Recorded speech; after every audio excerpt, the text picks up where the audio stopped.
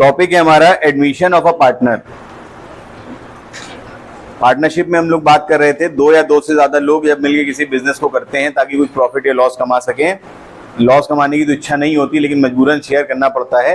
लेकिन प्रॉफिट कमाने की नीयत से जब भी दो या दो से ज्यादा लोग मिलकर किसी बिजनेस को अंडरटेक करते हैं, बुक में ढूंढो नहीं, यहाँ से सुनो, तो वो कहलाता है हमारा पार्टनरशिप। तो पार्टनरशिप में दो या दो से ज्यादा लोग मैंने कहा है, लेकिन ऐसा नहीं होता है जिस तरीके से हम लोग देखते हैं रोड पे कि रिक्शे वाले खड़े रहते हैं बेचारे, और वो खड़े रहते हैं, आप जाके बैठ जाइए तब भी वो जब तक ये रिक्शा उनका पूरा भर नहीं जाएगा वो आगे चलते नहीं है। देखा है ना, ऐसा नहीं चलते। लेकिन यहाँ पे ऐसा नहीं है कि हमें मान ली दो लोग बिजनेस में आए, अब हम रुके खड़े में कि और लोग आ जाए तो चले हम।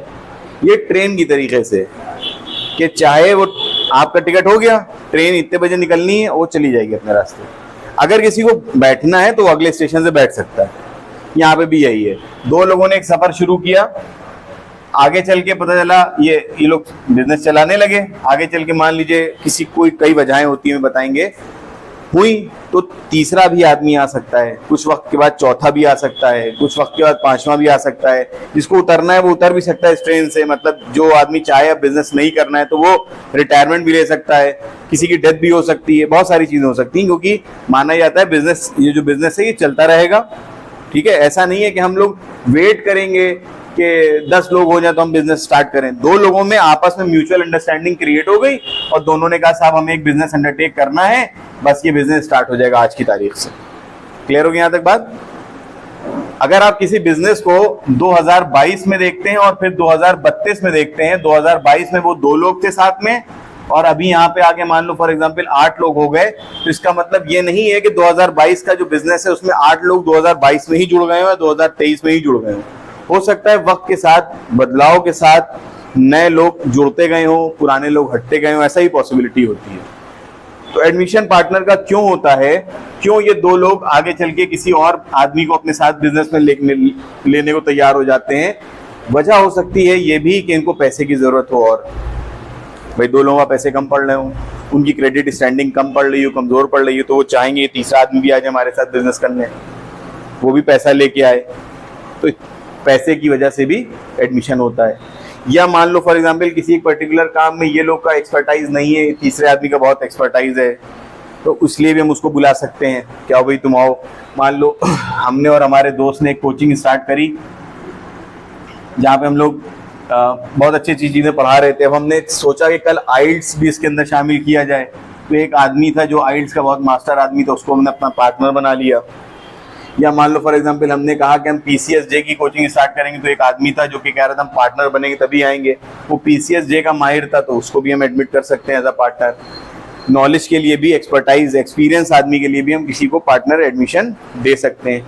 या मान लो कभी हमें जरूरत पड़े अपने बिजनेस का रेपुटेशन बढ़ाने की, गुडविल बढ़ाने की, होता है ना, जब आदमी आता है तो अपनी गुडविल अपने साथ लेके आता है, तो गुडविल की वजह से भी हम अपने साथ किसी को रख सकते हैं। क्लियर? या मान लो फॉर एग्जांपल कोई हमारा बहुत ही डेडिकेटेड एम्प्लॉय था, हम उसको अपना पार्टनर बना सकते हैं, आओ तुम मेरे साथ मेरे अब पार्टनर की तरह काम करो, तुम मेरे नौकर नहीं हो आज से। तो उसका मोरल बढ़ाने के लिए या उसकी जो कह सकते हैं डेडिकेशन का फायदा उठाने के लिए भी हम उसको अपना पार्टनर बना सकते हैं। क्लियर हो गया यहाँ तक बात? तो जो नया पार्टनर आता है उसके क्या राइट्स होते हैं, जो भी प्रॉफिट्स अब इन फ्यूचर होंगे, जैसे मान लो किसी इंसान को हमने 1 जुलाई को पार्टनर बनाया, तो 1 जुलाई से पहले 2 लोग और 1 जुलाई के बाद 3 लोग हो जाएंगे। तो इसके बाद से जो भी प्रॉफिट्स होंगे उसमें नए वाले का भी हिस्सा होगा। इसके बाद जितने भी असेट्स क्रिएट होंगे उसमें नए वाले का सब वही हिस्से होंगे जो पहले वाले के हक थे, वो अब नए वाले के भी हक हो जाएंगे after the date of admission. Clear हो गई यहाँ तक बात? तुम लोग यहाँ पे देखें, तो एक हम एग्जांपल ले लेते हैं और चीजें क्लियर हो जाएंगी। मान लो 2 दोस्त एक जंगल के बीच से चले जा रहे थे, यहाँ पे एक पेड़ आता है, इस पेड़ के नीचे वो दोनों दोस्त कहते हैं यहीं पे रुक के थोड़ा सा खाना ना खा लेते हैं। ये दोनों लोग बैठ जाते हैं, इनके पास 4 रोटियां हैं और इनके पास भी 4 रोटियां हैं, दोनों लोग बैठ गए, ठीक है, खाना खाने। एक बेचारा बहुत ही बूढ़ा सा आदमी आया, थोड़ा सा कमर झुकी हुई है, इनके पास आया और कहने लगा यार हमें भैया खाना खिला दो, बहुत भूख लगी है, सुबह से चल रहे हैं, खाने को कुछ नहीं मिला है। तो ये दोनों बड़े अच्छे लोग होते हैं।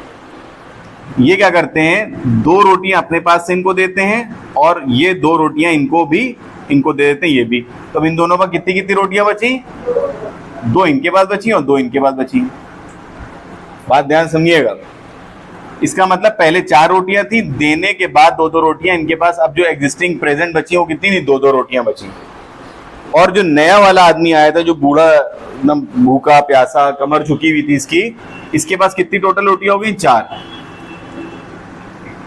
ठीक है, इसने खाना ना खाया और ये भी इनके साथ यहां पे बैठ गया। क्लियर? फिर ध्यान समझ में आ रहा है ना। अब जब ये आदमी आया था तो ये बहुत गरीब दिख रहा था, लेकिन ये था जरा सा अमीर आदमी। इसने अपने पर्स से पैसे निकाले, जो कुछ इसके पास था इसने। अब देखिए, ध्यान समझिएगा, 2 रोटियां इन्हीं ने दी थी, 2 रोटियां इन्हीं ने दी थी, मतलब अपने शेयर का आधा इन्हीं ने दे दिया, आधा इन्हीं ने दे दिया। तो इसके पास थे 10,000 रुपए। कितने थे? नॉर्मली वो कितने बांटेगा, 5 इनको दे देगा और 5 इनको दे देगा। अगर मान ली दूसरे केस में 4 रोटियां इनके पास थी, 4 इनके पास थी, ये मान लो ये आदमी अपनी 2 रोटियां तो इनको दे देता और ये आदमी कुछ ना देता, कहता हम क्यों दें, हम तो खुद भूखे हैं, पहले हम खाएंगे। तो जब ये 10,000 रुपए बांटता तो किसको बांटता, इनको या बराबर बराबर, सिर्फ इसको। इसका मतलब whosoever is, ध्यान सुनिएगा ये statement, whosoever is sacrificing their share in the name of the new person, that person will bring the goodwill and that goodwill will be shared by that person only who is sacrificing his share। Hindi बता दें, English में फिर से repeat कर दें। जो भी आदमी नए वाले पार्टनर के लिए अपने शेयर में से सेक्रीफाइस कर रहा होगा, उसी आदमी को यह हक प्राप्त है कि नए वाले पार्टनर के द्वारा लाई गई गुडविल को रख सके। ये नया पार्टनर जो भूखा था, ये नया पार्टनर कंसिडर कर लो, अब पार्टनरशिप में आ जाओ। ये नया आदमी जो आ रहा है ये पार्टनर है, ये दोनों बैठ के अपने अपने हिस्से की रोटियां खा रहे थे। नए वाले पार्टनर के लिए पहले केस में दोनों ने बराबर बराबर दे दिया, सेक्रीफाइस कर दिया। तो ये जो गुडविल अपने साथ लेके आया था 10,000 रुपए की, इसको बराबर बराबर ही बांटा जाएगा ऑब्वियसली। दूसरे केस में इस आदमी ने तो अपनी 4 रोटियों में से 2 रोटियां नए वाले को दे दी थी, लेकिन दूसरे वाले ने अपने में से कुछ भी नहीं दिया था। तो गुडविल जब बटेगी तो गुडविल सिर्फ उसको मिलेगी जिसने अपनी रोटियों में से हिस्सा दिया था। बात समझ में आ गई? और यही है पूरे एडमिशन का सारा सारांश, सारा कंक्लूजन, कि the person who will sacrifice his or her share in the name of new partner, the value of the goodwill will only be shared by that particular partner only who is sacrificing his part of share। Clear? मैं इसको admission, partnership admission से relate कर देता हूं। मैं example लेता हूं कि there is a profit of 50,000 rupees that is shared by the 2 partners A and B equally। That means 25,000 will be shared by A and 25,000 will be shared by B। Clear? And if there comes a new partner in the scene, that is the partner C, he is only receiving 10,000 rupees from A। So A's share now will be deducted by 10,000 and he will receive only 15,000 as a share। C will receive 10,000 and B will continue to receive 25,000। That means in this case B is not sacrificing any penny, 1 रुपया भी खर्च नहीं कर रहा है। तो goodwill that will be brought by C will only be the entitlement of A। नए वाले पार्टनर को के द्वारा लाई गई गुडविल का हक सिर्फ उसको है कि जो अपने शेयर में से उसको दे रहा है। ठीक वैसे ही जैसे